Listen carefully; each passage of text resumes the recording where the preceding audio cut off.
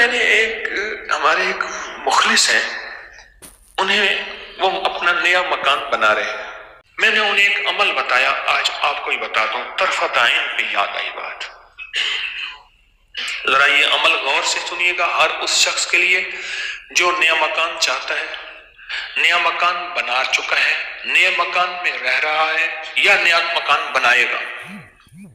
نئے مکان میں 3 نقصانات ہیں، اور آپ نے ایک بات اکثر سنی ہوگی، ہمیں گھر راس نہیں آیا، مکان شفٹ کیا، یہ حادثہ، یہ واقعات، جانی نقصان، مالی نقصان، پریشانیاں، مشکلات، مسائل، ہمیں نہ لوگوں کی نظر کھا گئی، یا یہ فلاں فلاں.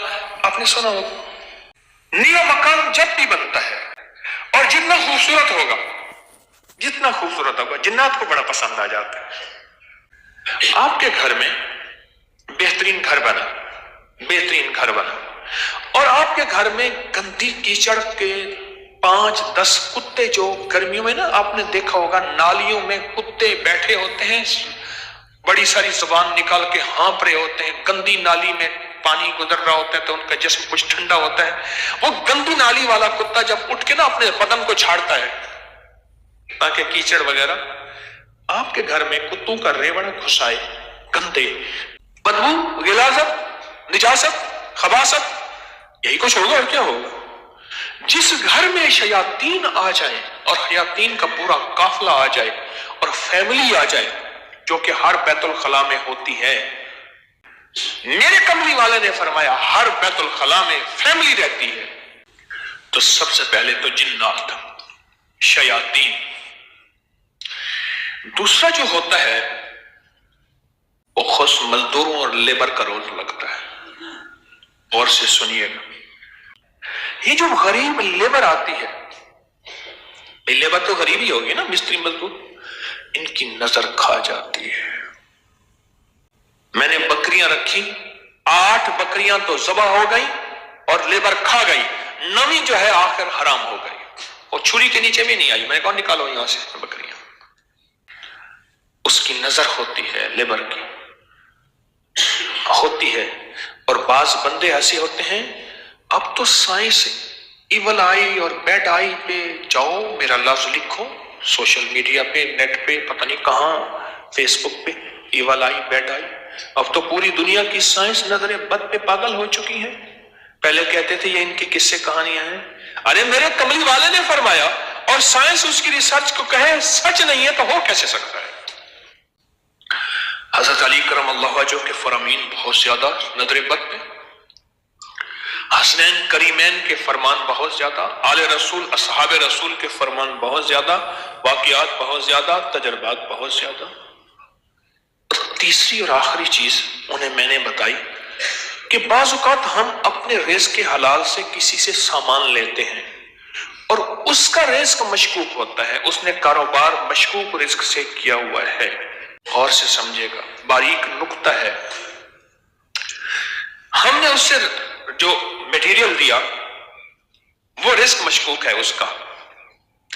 اس کی دلیل میں دیتا ہوں آپ کو. میں ایک بات کہا کرتا ہوں، آپ نے شاید سنی ہوگی کہ اگر میں محسوس کرتا ہوں میرا رزق مشکوک ہے، تو اس مشکوک رزق سے کبھی روزے نہ رکھنا. میں آپ کو اکثر عرض کرتا ہوں، کسی ایسے بندے سے جس کا رزق طیب طاہر حلال ہے، اس سے ادھار لے لے. ٹھیک ہے، اس سے ادھار لے کر جس کا رزق طیب طاہر حلال ہے، اس سے روزے رکھ اور اپنے پیسوں میں سے وہ ادھار چکا دے. رزق کا اثر ہوتا ہے. ایک بزرگ کہتے ہیں میں نے دعوت کھائی 1 مہینے تک میرے جی میں آیا کہ میں کوئی گناہ بدکاری کروں، صرف ایک دعوت کھائی تھی. یہ 3 عوامل ہیں، 3 فیکٹرز ہیں بڑے، جو گھر کے اندر کہتے ہیں کہ گھر راس نہیں آیا. اس کا حل کرنا ہے صدقات، خیرات، اعمال، تسبیحات اور ذکر کے ذریعے اس کا حل کرنا ہے. سب سے پہلے تو یہ ذہن نشین رکھیے گا، رزق مشکوک کبھی زندگی اور نسلوں میں چین سکون نہیں دے سکتا، کبھی نہیں دے سکتا. سب سے پہلے رزق حلال. نسلوں کے لیے راحت ہے. اور دوسری چیز، اور رزق وہ ہوا جو کالا ہوا، دھن کالا ہوا اور جس میں غریبوں کی آہیں ہوئی، تو میں کتنے اعمال کر کے اس گھر میں کیسے سکون پائے گا؟ مجھے بتا دو صحیح. اس کی مثال پتہ ہے کیا ہے؟ خنزیر کو بڑے خوش و خضوع سے لٹا کے کہتا ہے بسم اللہ اللہ اکبر، تو خنزیر حلال ہو جائے گا؟ کوئی بات نہیں، گھر چھوٹا ہے، کوئی حرج نہیں، کوئی حرج نہیں. ان چیزوں کے خیال کر کے اب عمل بتا رہا ہوں. گھر میں 81 دفعہ سورت یاسین، جب نئے گھر میں داخل ہوں 81 دفعہ سورت یاسین مل کے بیٹھ کے خود پڑھیں، کرائے کے بندے جمع نہ کریں. 81 دفعہ سورت یاسین، اول آخر 7 بار درود پاک، ہر دفعہ بسم اللہ الرحمن الرحیم مل کے پڑھیں. ایک دوسرا، ہر کونے میں 11 دفعہ آیت الکرسی مل کے پڑھ لیں. کوئی اس کونے میں گھر کا بندہ پڑھ لے، کوئی اس کونے میں، گھر کے چاروں کونے میں 11 دفعہ آیت الکرسی، اور ایک دفعہ گھر کے درمیان میں 11 دفعہ آیت الکرسی. 2، اور گھر کے چاروں کونوں میں 3 دفعہ اذان، تو 3 دفعہ اذان چاروں کونوں میں. کتنا ہو گیا یہ؟ 3 عمل ہو گئے. میں نے 5 عمل بتا دیں.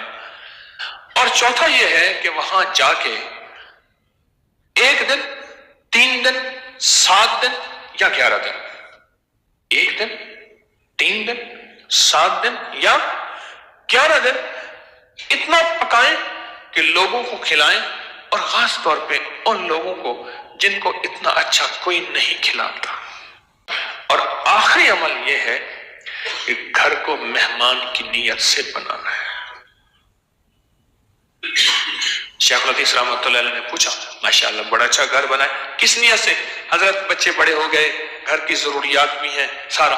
فرمایا تو بڑا چھوٹا بیوپاری نکلا، تو دلی کا پنجابی سوداگران کا تاجر تھا، اس نے گھر بنایا، حضرت کو بلایا تو انہوں نے چھوٹا گھر بنایا. ارے تو یہ نیت کر لے کہ یہ میں گھر مہمانوں کی نیت سے بنا رہا، اور مہمان آئیں گے ان کو کھلاؤں گا، پلاؤں گا، ان کو بٹھاؤں گا بس. اور پھر فرمایا دیکھو جیسے کوئی بندہ روشن دان رکھے، اور کیوں رکھا؟ روشنی کے لیے، ہوا کے لیے. ارے نہیں، اس نیت سے رکھ کے اذان کی آواز آئے گی. جب تک روشن دان رہے گا تیرے لیے ثواب نیکیاں لکھی رہیں گی. پھر اگلی بات جو فرمائی ہو بڑی باریک بات ہے، حساس بات ہے، وہ سن لینا.